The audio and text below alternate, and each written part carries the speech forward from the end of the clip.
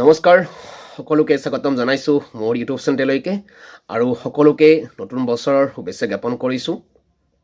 আশা কৰিম সকলোৱে ভালে থাকক আৰু নতুন বছৰটো সকলোৰে ভালে কুশলে যাওক, সমাজত শান্তি আহক।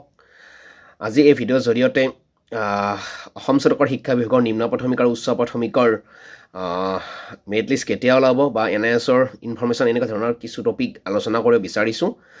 প্ৰত্যেকে ভিডিঅ'টো গুৰুত্ব সহকাৰে চাব আৰু ভিডিঅ'টো শ্বেয়াৰ কৰিব।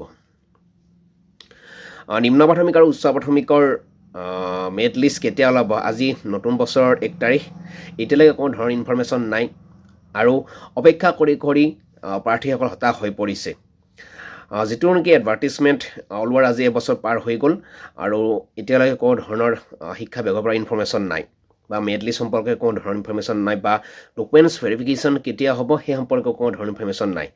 শিক্ষা বিভাগে কি কৰি আছে বা কেতিয়া ওলাব সেই বিষয়ে এতিয়ালৈকে কোনো ধৰণৰ ইনফৰমেশ্যন নাই, যাৰ ফলস্বৰূপে প্ৰাৰ্থীসকল হতাশ হৈ পৰিছে আৰু তেওঁলোকৰ যিটো চাকৰি সেই চাকৰিটোৰ প্ৰতি এতিয়া যেন কিছু চিন্তা পৰিলক্ষিত হৈছে। কাৰণ এবছৰ ধৰি অপেক্ষা কৰিবলগীয়া হ'ল, এই কাৰণত কোনো শিক্ষা বিভাগৰ চৰকাৰৰ কোনো গুৰুত্ব নাই আৰু ইয়াৰ ওপৰত বহুকেইটা ভিডিঅ' বনোৱা হ'ল বা আমি ৰিকুৱেষ্ট কৰি আছিলোঁ, যিটো নেকি এতিয়ালৈকে কোনো ধৰণৰ সুফল পোৱা নাই।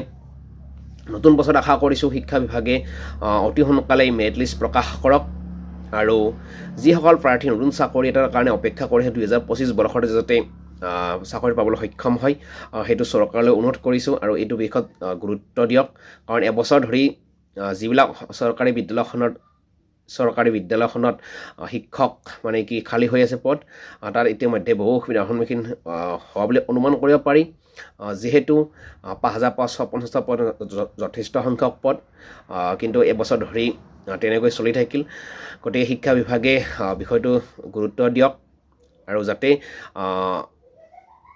অপেক্ষা কৰি থকা প্ৰাৰ্থীসকলে এই নতুন বছৰটিতে এটা ভাল খবৰ পাবলৈ সক্ষম হয় আৰু তেওঁলোকৰ নামবোৰ যাতে মেৰিট লিষ্টত আহে সেইটোৱে আশা কৰি আছে। যিহেতু আজি এবছৰ হ'ল, ইয়াৰ আগতে BTR সম্পূৰ্ণ হৈ গ'ল, কিন্তু তাৰ আগতে ওলোৱা অসমৰ শিক্ষা বিভাগৰ সেই বিষয়ত মানে কি এডভাৰ্টাইজমেণ্ট কোনো খবৰ নাই।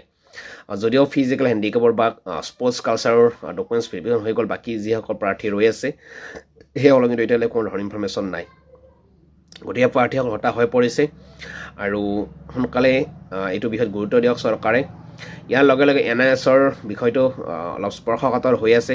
বহুতে কৈ আছে এই 5550টা পদত নাম আহিব, কিছুমানে কৈ আছে নাম নাহে আৰু যিসকলে আবেদন কৰা নাছিল সেইসকলক কিছুমানে কৈছে ৰিঅ'পেন কৰিব, কিছুমানে কৈছে ৰিঅ'পেন কৰা নাই। সেইটো বিষয়ৰ ওপৰতো শিক্ষা বিভাগে এটা স্পষ্টীকৰণ দিব লাগে, কাৰণ প্ৰাৰ্থীসকল যথেষ্ট হতাশ হৈ পৰিছে। আজি 1 তাৰিখ, এইটোৱে আমি আশা কৰিছোঁ যে প্ৰত্যেকজন প্ৰাৰ্থীয়ে এটা চাকৰিৰ কাৰণে অপেক্ষা কৰি আছে, কিন্তু গতিকে এইটো বিষয়ত চৰকাৰে গুৰুত্ব দিয়ক আৰু যি চাকৰি সেই চাকৰিটো যাতে সোনকালে তেওঁলোকে পায় সেইটোৱে শিক্ষা বিভাগে গুৰুত্ব দিয়ক আৰু তেওঁলোকৰ যিখিনি জানিব লগা মানে মেৰিট লিষ্ট সম্পৰ্কে মানে কি কেতিয়া প্ৰকাশ পাব, ফাৰ্ষ্ট প্ৰভিজনেল মেৰিট লিষ্ট বা প্ৰথমতে ডকুমেণ্টছ ভেৰিফিকেশ্যনৰ কাৰণে মাতিব নে কি কৰিব, এনেকুৱা ধৰণৰ বিভিন্ন বিষয়ৰ ওপৰত মানে কি প্ৰাৰ্থীসকল জনাৰ কাৰণে অধীৰ আগ্ৰহেৰে বাট চাই আছে আৰু প্ৰাৰ্থীসকলে যিহেতু আগ্ৰহেৰে বাট চাই আছে, গতিকে শিক্ষা বিভাগে বিষয়টো গুৰুত্ব দিয়ক। এবছৰ পাৰ হৈ গ'ল, গতিকে আৰু যাতে অপেক্ষা কৰিবলগীয়া নহয় নতুন বছৰ পৰিলে। গতিকে সেইটো বিষয়ত শিক্ষা বিভাগে গুৰুত্ব দিয়ক আৰু প্ৰাৰ্থীসকলে যাতে চাকৰিটো পাবলৈ সক্ষম হয় সেইটো বিষয়তো চৰকাৰে গুৰুত্ব দিয়ক, কাৰণ ইয়াৰ পিছত আকৌ পদ ওলাব বুলি যিহেতু চৰকাৰৰ শিক্ষা বিভাগে কৈছিল। গতিকে সেইটো কেতিয়া আহে বা এইটো এই যিটো 5550টা এইটো সম্পূৰ্ণ হোৱাকৈ সেইটো অসুবিধা হ'ব। গতিকে এইখিনি দিয়া হ'ব যাতে আকৌ সেইখিনি সোনকালে পূৰণ কৰে, সেইটো আমি অনুৰোধ কৰিছোঁ, যাতে এই টেট পাছ কৰি বহি থকা প্ৰাৰ্থীসকলে সকলোৱে নিযুক্তি পাবলৈ সক্ষম হয়। গতিকে সকলোকে পুনৰ নতুন বছৰৰ শুভেচ্ছা জ্ঞাপন কৰিছোঁ আৰু সকলোৰে আশাবোৰ নতুন বছৰত পূৰ্ণ হওক। এইখিনিয়ে ধন্যবাদ। জয় অসম।